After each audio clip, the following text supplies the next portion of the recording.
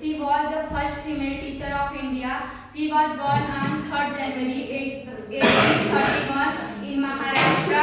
She was married to Jyotirao Phule in 1840 at the age of 9. They started the first girls' school of India in 1848 in Pune. She died on 10th March 1897 in Pune.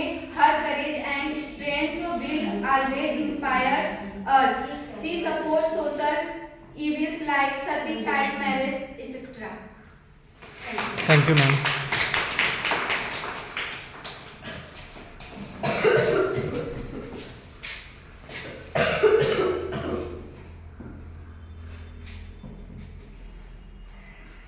Respected director sir, principal sir, and our teaching staff, good afternoon all of you. Myself Sipra Singh, and today I am here to present a few lines about Savitribai Phule. Savitribai Phule was India's first female teacher and social reformer. She was born on 3rd January 1831 in village of Nagon in Satara district of Maharashtra. Savitribai Phule was married to Jyotirao Phule in 1840 at the age of 9. Savitribai Phule and Jyotirao Phule started the first India Girls' School in 1848 at the Bhidewada, Pune. She encouraged women to become educated and independent, and she was also a poet and wrote inspiring poems.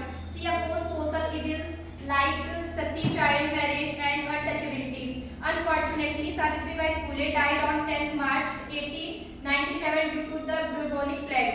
Her devotion has set an example and inspired many Indian women.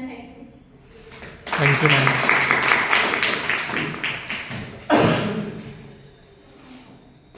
Now next. जल्दी जल्दी बोलिए, जो भी दो शब्द है बोलिए, जल्दी टाइम वेस्ट करके।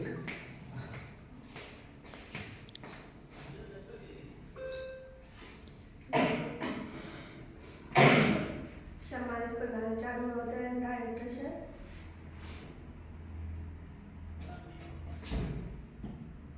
एंड हमारे प्रिय शिक्षकगण, आज हम आप सभी के सामने भारत की प्रथम महिला शिक्षिका, समाज सुधारक और नारी शिक्षा की महान अग्रदूत माता सावित्रीबाई फुले के जीवन पर अपनी विचार प्रस्तुत करने जा रही हूँ। सावित्रीबाई फुले का जन्म 3 जनवरी 1831 को महाराष्ट्र के नागौर में हुआ था। उस समय समाज में महिलाओं और दलित वर्ग की शिक्षा को वंचित रखा जाता था, लेकिन सावित्रीबाई फुले ने इस अन्याय के विरुद्ध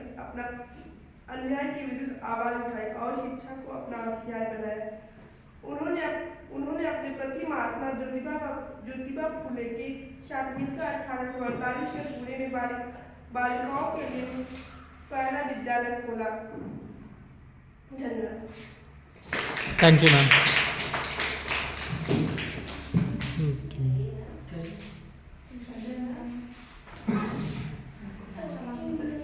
No, sir. That.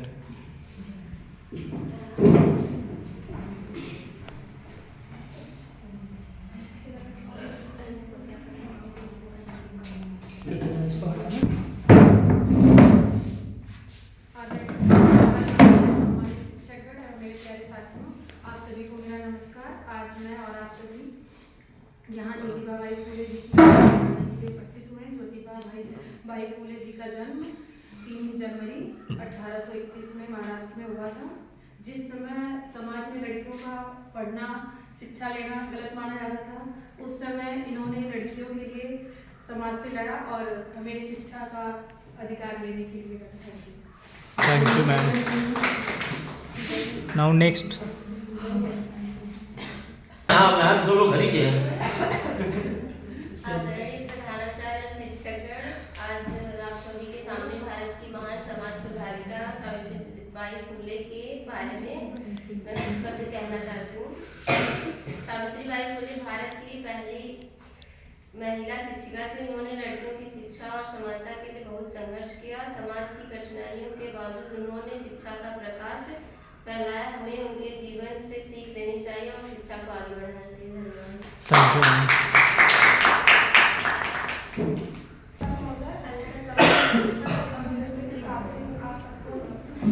आज हमें भारत की शिक्षा की अग्रभूत ज्योतिबाई सुभद्राबाई फूले की जयंती मना रहे हैं। सावित्रीबाई फूले जी का जन्म 3 जनवरी 1831 को महाराष्ट्र के नायगढ़ गांव में हुआ था। इस समय समाज में लड़कियों को पढ़ना पाप माना जाता था, लेकिन सुभद्राबाई जी पुत्रियों के खिलाफ आवाज उठाई। उन्होंने अपने पति महात्मा ज्योतिबा फूले के साथ मिलकर 1848 में पूरे देश का पहला बलिदान दिया होगा। Thank you ma'am.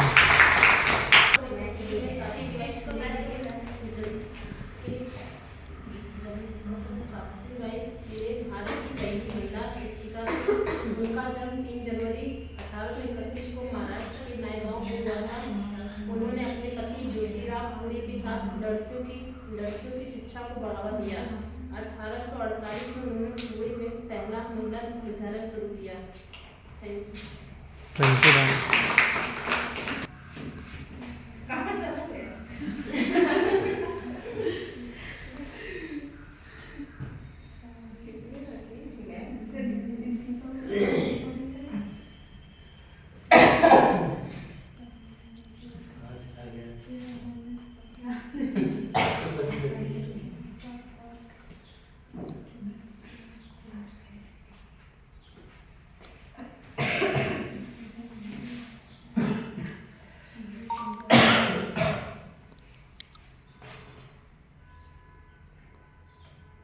Savitribai Phule Bharat की पहली महिला शिक्षिका थी। उसका जन्म 3 जनवरी 1831 को महाराष्ट्र के नागांव में हुआ था।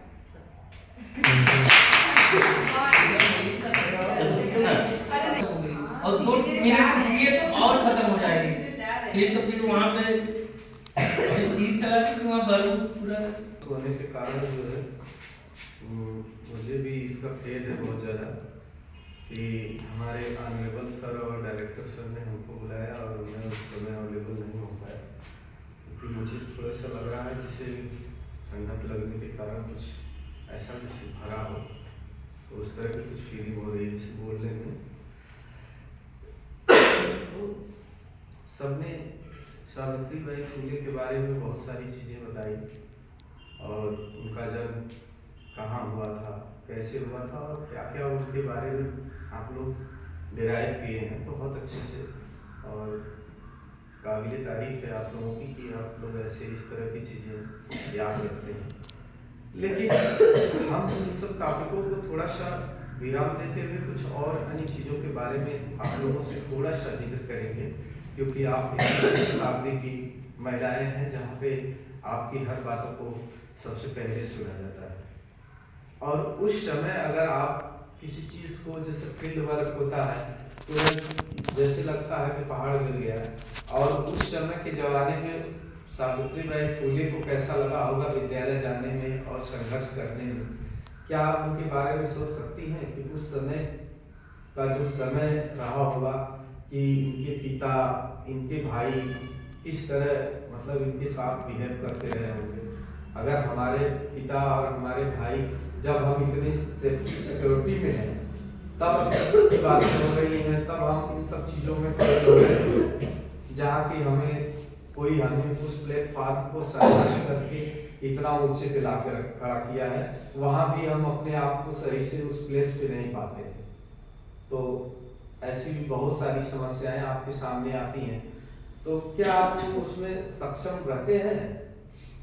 आप अगर ग्रेजुएट हैं, पोस्ट ग्रेजुएट हैं, बहुत से मास्टर डिग्री ले रखी है, तो क्या आपको मास्टर डिग्री लेने के लिए कभी मना नहीं किया गया आपके घर में? तो फील्ड वर्क के लिए क्यों मना किया जाता है? ऐसी क्या आफत आ जाती है? वो भी तो फील्ड में ही जाके कहीं आप जाते हैं, घर नहीं जाते हैं, वो किसी के घर नहीं जाते, वो कॉलेज जाते हैं, बस कॉलेज से आते हैं। कॉलेज तो एज ए और मतलब कॉलेज की बात की जाए तो कॉलेज में तो और ही ज़्यादा प्रोफेशनलाइज और बहुत सारी चीज़ें ऐसी एक्टिविटीज होती रहती हैं। हाँ, वो तो और खास करके मैनेजमेंट विद्यालयों में तो काफ़ी हद तक देखा जाता है कि वहाँ सीनियर जूनियर का किस तरह का बिहेवियर रहा होगा। सर किए हैं, बता सकते हैं उसके बारे में अच्छी तरह से कि कौन कैसे करता है। हम तो मान लीजिए मास्टर डिग्री इस तरह का आपका मास्टर ऑफ साइंस से किए हैं, पोस्ट ग्रेजुएट आपके टीडी कॉलेज से ही हमारा हुआ है। और एज ए मैं केवल प्रोफेशनल में केवल आपको जो होटल मैनेजमेंट एक साल में किया हूँ, तो उसमें भी काफ़ी ऐसी प्रतिबंधित चीज़ें रहती हैं जिसमें कि आपको फुलफिल होना पड़ता है और ऐसे ऐसी चीज़ों को आपको फॉलो करना होगा जो आप सोच नहीं सकते हैं। आपको ऐसी चीज़ें करवाई जाएंगी, लगेगा कि आप मतलब मैनेजमेंट कर रहे हैं या फिर कहीं कोई प्लेट वगैरह धोने वाले शॉप पर छोटा बच्चा खड़ा रहता है, आप खा लेते हैं प्लेट धोते, ऐसे भी वर्क करवा लेते हैं वहाँ पे सर। ऐसे में होटल मैनेजमेंट वाले में ऐसे भी वर्क करवा देते हैं आपसे। फर्स्ट ईयर में रहेंगे तो आपसे प्लेट भी धुलवा देंगे उस समय। आपको मतलब करना है कि मैनेज आप कैसे करेंगे। आपको ये सिखाया जाता है कि अगर कोई एम्प्लॉय आपका उस समय किसी रीजन बस अगर नहीं है तो बैकअप आप कैसे संभालेंगे। ऐसी चीजें सिखाई जाती हैं जो कि जैसे हम लोग प्रॉपर वे जैसे डिग्री हुआ, बीए बीएससी बीकॉम हुआ, इसमें इस तरह के बिहेवियर को नहीं दिया जाता है। इसीलिए क्या है जो हमारी एजुकेशन सिस्टम फेल हो रहे हैं, लोग पोस्ट ग्रेजुएट होके ऐसी नौकरियों के लिए दौड़ते हैं जैसे कि झाड़ू पोछा करने वाला भी काम किसी तरह मिल जाए। उसका मेन रीजन यही है कि हमारे पास स्किल डेवलपमेंट हमें नहीं मिलता है। आज हमारा एजुकेशन सिस्टम जिसके बारे में आप बात कर रहे थे कि जो हमारी सावित्रीबाई फुले ने आपको जो शिक्षिका विद्यालय इन्होंने प्रारंभ किया, आपको शिक्षित किया, आपको आगे बढ़ाने का काम किया इन्होंने, फिर भी आप शिक्षा लेकर के आप शिक्षित नहीं हैं। बताइए, स्किल नहीं है तो शिक्षा नहीं है आपके पास। आपके पास अगर कोई स्किल नहीं है तो आप शिक्षा हो कि केवल साक्षरता मिशन में आप भाग ले सकते हैं, इसके अलावा आपका कोई मतलब नहीं सर। इसके अलावा कोई कुछ नहीं। एकदम साक्षरता मिशन एक चला कि ये सरकार कि आप केवल साक्षर हैं, आप साइन कर सकते हैं, कुछ चीजों में आप भाग ले सकते हैं, बाकी आपका कोई रोल नहीं है। लिखा है आप उसे पढ़ सकते हैं तो लिखा पढ़ा बोल देते हैं, लेकिन समझदार होना बड़ी बात है। ठीक है, तो स्किल होना जरूरी है। तो स्किल किस फील्ड में आपको होना है, किसी भी फील्ड का स्किल मायने रखता है। अब आप शिक्षक हैं, अगर शिक्षा आपको बहुत बढ़िया अच्छी तरीके से फुलफिल कर लेते हैं, वो भी एक अच्छी स्किल है। ऐसा नहीं है कि पैसा नहीं है इस फील्ड में, बहुत पैसा है, लेकिन आपको वो स्किल होनी चाहिए कि आप किस पैमाने पर आप कितना किस तरह किसको ट्रीट करते हैं एजुकेशन में। ऐसा नहीं है तो भाई बहुत छोटे पैमाने पे एक अभी बीच में वड़ा पाव ये सब जैसे पाव भाजी बहुत सारी चीजें बनाने के लिए लोग बनाए और उस पे काम करते हैं, तो उसमें ऐसा है पैसा कमा लेते हैं वो, लेकिन बहुत स्किल डेवलपमेंट आपका अगर रहता है तो बड़े पैमाने पे आपको कुछ स्किल आती है तो आप बहुत अच्छे लेवल पे जा सकते हैं। ऐसा नहीं है कि ये वड़ा पाव बेचने वाला एक शिक्षक का दर्जा ले सकता है, यह भी संभव नहीं है। और आपके यहाँ आप देखते हैं यूट्यूब वगैरह बहुत सारे देखते हैं आप लोग, बहुत सारी चीजें देखते हैं, ऐसे ऐसे टीचर हैं जिनके सामने लोगों की बोलती बंद हो जाएगी। ठीक है, कोई जो लीडर्स वगैरह या कोई बहुत बड़े नेता वगैरह जो भी हैं उनके सामने ऐसे फुलफिल चीजों को वो भर नहीं सकते हैं। बहुत सारी चीजें ऐसी हैं, आप भी देखते होंगे। कुछ एग्जांपल्स आपके सामने अभी एक खान सर उभर के आ गए थे तगड़े से। ठीक है, तो ऐसा नहीं है कि वो किसी बहुत अच्छी जात से यानी बहुत ये था कि उनको लोग नहीं वो किए होंगे, उनको भी दावा गया होगा, क्योंकि अल्पसंख्यक से उभर के आना बहुत मायने रखता है। ठीक है, इस समय के लिए या किसी कंडीशन के लिए, तो आदमी आया दिखाया अपनी स्किल को दिखा रहा है तो लोग उसको समझ रहे हैं। तो आप लोग भी ये सब चीज़ें, जैसे आप अगर ग्रेजुएट हैं, पोस्ट ग्रेजुएट हैं, क्या है, आप अपनी बातों को अपने घर पे रख सकते हैं कि अगर हम जिस फील्ड में जा रहे हैं तो क्या आपको हमें इसीलिए पढ़ाए हैं कि रोज यही चौका बर्तन बेलना, यही सब करना है, बाकी कुछ नहीं करना है। अगर आप कोई स्किल लेते हैं, कहीं भी रहते हैं, तो कम से कम आपका कहीं भी किसी तरीके से अगर कहीं भी शादी विवाह जो भी हो जाता है किसी का भी, तो उसमें ऐसा नहीं है कि सबकी लाइफ स्टाइल एकदम अच्छे से रहेगी, जैसा आप कहेंगे उसी तरह चलेगी। ये नहीं होता है। वो किस तरह चलेगी, वो शादी होने के बाद आपका जो पार्टनर होगा वो डिवाइड उस पर डिपेंड करने लगता है कि क्या क्या चीजें होने लगती है उसमें। ज़्यादा आप इधर उधर करेंगे तो वहाँ पे सभी जो आपका जीवन है सब बेकार हो जाता है। तो इसके लिए आप अगर कोई भी फील्ड में बढ़िया से अगर है तो आप वहाँ भी अपने आप को सर्वाइव करने योग्य रहेंगे। तो बहुत सारी चीज़ें हम आपको बताए हैं और इन सब चीज़ों को आप लोग फॉलो करिए। ऐसा नहीं है कि क्रिया भी आप लोग कह देते हैं। अभी मैम जिसे कह रही सर यहाँ के पास आने में बड़ा वो होता है, सोचिए कि उस समय वो कैसे जाती रही होंगी, जब तो उस समय तो इससे बड़ा नाला वगैरह वहाँ तो पहाड़ी क्षेत्र है जहाँ से वो बिलोंग करती हैं, वो एकदम पहाड़ी एरिया है। वो तो यहाँ अपने उत्तर प्रदेश का मानिए कि ये लोग जाके उसको डेवलप करती है वहाँ पे, नहीं तो वो पहाड़ का वहाँ उतना थोड़ी है। आप लोग सोचते हैं कि बहुत बड़ी चीज़ें, हाँ मिल फैक्ट्रियाँ वगैरह चलती हैं जिसकी वजह से लोगों की जीविका चलती है, बाकी आप कृषि और भूमि नहीं है। अभी नितिन गडकरी यहाँ आके बोले थे, लोगों को बहुत बुरा लगा था।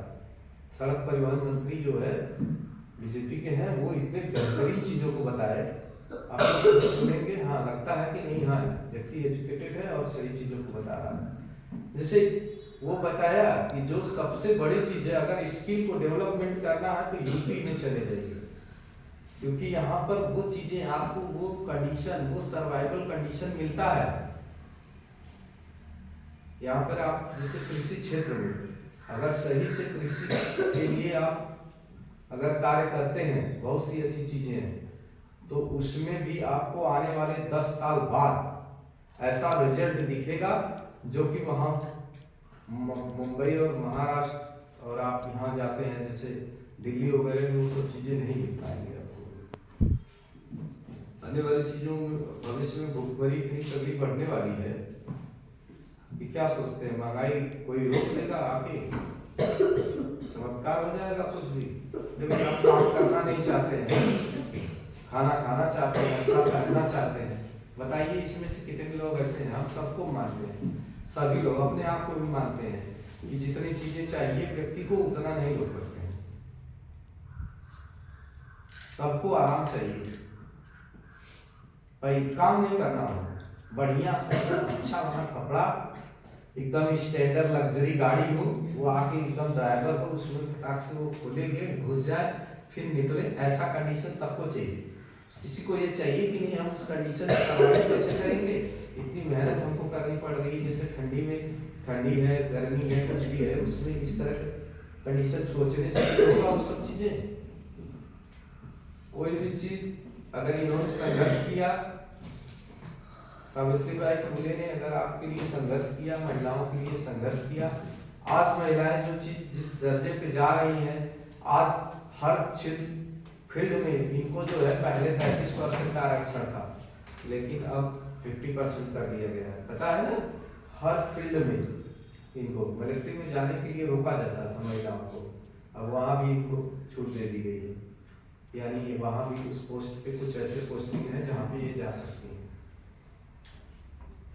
तो आप वहाँ तक पहुँच गए हैं, तो उस चीज़ों का आप लोग अपनी मानसिकताओं को दूर करिए कि नहीं हाँ कोई इस तरह का बोलेगा, जब आपको कोई जवाब उसका जवाब नहीं दे पाएंगे। एक बार खरी खरा किसी को सुना दीजिए, किसी का औकात नहीं है वो आपको बोल देगा, ये जान लीजिए। लेकिन हाँ मानसिकता है पहले से दबी आई है तो उसी तरह रहती है हमेशा सबकी। मैं इसी के साथ अपनी वाणी को विराम देता हूँ, ज़्यादा आप लोगों को लगेगा कि सर चला रहे हैं तो thank you. Thank you honourable sir.